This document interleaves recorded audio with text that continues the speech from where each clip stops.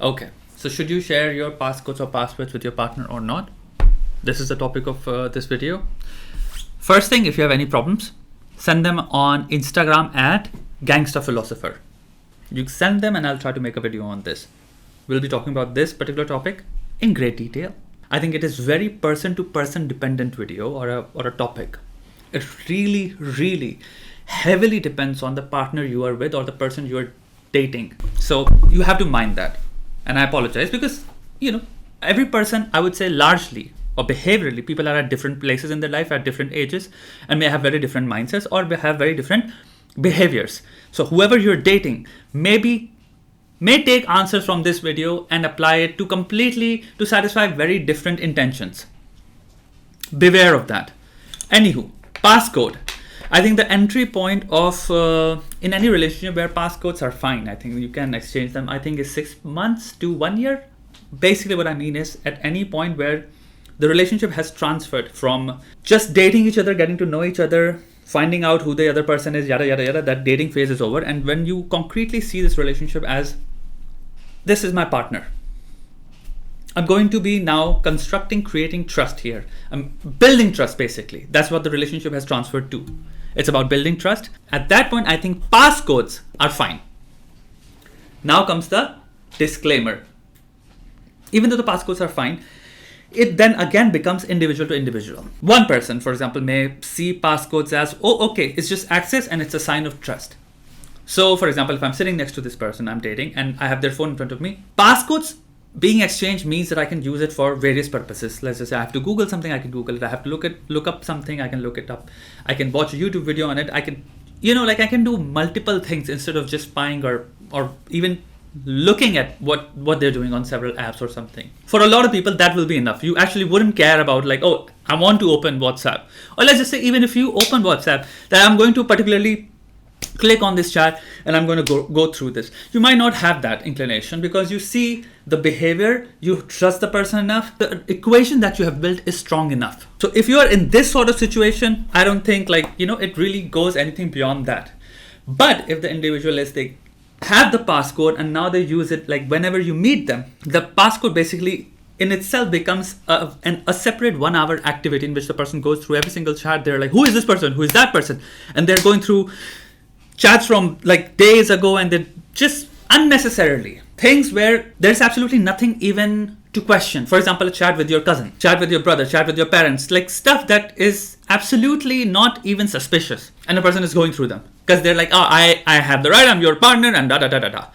That's where the same thing goes to crap. If a person has severe trust issues, if a person cannot trust you, if a person has to believe that they can only feel safe in this relationship if they have this much access into your private life, into every single sentence or text or letter that you type and share with another person. Only then, unless they see it all, they can have the comfort that or the relief that, this relationship works for me, I trust you, I want to be in this relationship. Then I think they need to go to therapy, they need to work on themselves. This isn't healthy. And I understand a lot of people may come from, let's just say they have been cheated by their ex-partner brutally for a long period of time. This partner, they had this trust with them. I will not check up your phone. I don't want to read anything. I trust you. And then they found out, right behind my back, this thing was happening and yada, yada, yada. It's essentially about trust. The opposite of it is the person who does not want to share the passcode. I think that's slightly sus as well. The conversations that you have with people, da, da, da, da, this is just a textual form of it. It's not anything different. By that, I mean, I don't want to read a transcript of it. I get it. But it's not something that you should completely hide from me. Both are extremes. 0% is an extreme because what you have is 100% data of textual conversation there. I get it. You're saying I don't want 100% because even though there is nothing wrong with it, I feel slightly weird. I get that. But to say that you get 0% is also an extreme.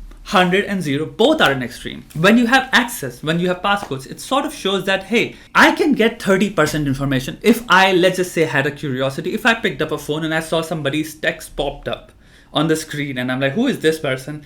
And if I open and I read a few texts and I'm like, hey, who is this person? It's allowed. It's not that bad that the other person is like, oh, don't worry, it's this person XYZ that I told you about from this particular business or whatever, type of or nature of relationship that I'm sharing with in the scope of this particular domain. It could be a work relationship, it could be a business relationship, it could be a, interpersonal, but a distant something. It could be a friend of a friend or da da da da da. You understand, and if you know the context, you'll be like, oh, I get it now. I just connected those two things. I get it now. I can place this person in memory. That should be allowed. So 0% is also sort of like hiding their phone. Person just like freaking out if you touch their phone, if you go near it, if you even pick it up. I think that's a very serious mechanism of basically, I would say that it may qualify to some degrees. And again, I wouldn't say all people, but I would say yes. A lot of people who have some sus things on their phone, they do this. They would plant the doubt in your head. They would make you believe that, oh, whatever you're doing, that's 100% crazy. Like they'll go to an extreme of like immediately targeting you. And I think that's a big flag as well. You didn't just say like, give me your phone and I read through 2 hours of chat. No, I didn't do any of that. I just picked your phone. That's 1% action. I didn't even intercept any data or conversation yet. You cannot freak out on the basis of me having received 1% of information when you are my partner. So this is inconsistent. Having said that, do remember, like if your person is just taking advantage of a passcode exchanged, like, if they're just taking advantage in the sense that they just go through like all day, they're just going through conversations, they're just sitting on the couch and all they do is just read.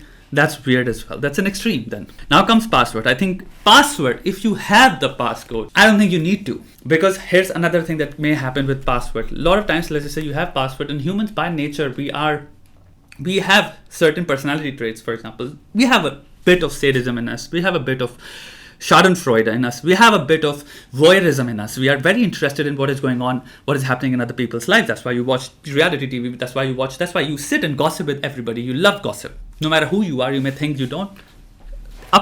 Again, it may be measured in percentages, but there is a percentage that is over your head that you enjoy in gossip as well.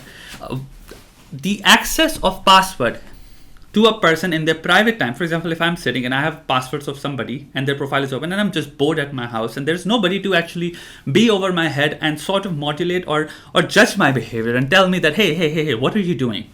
Lines, boundaries.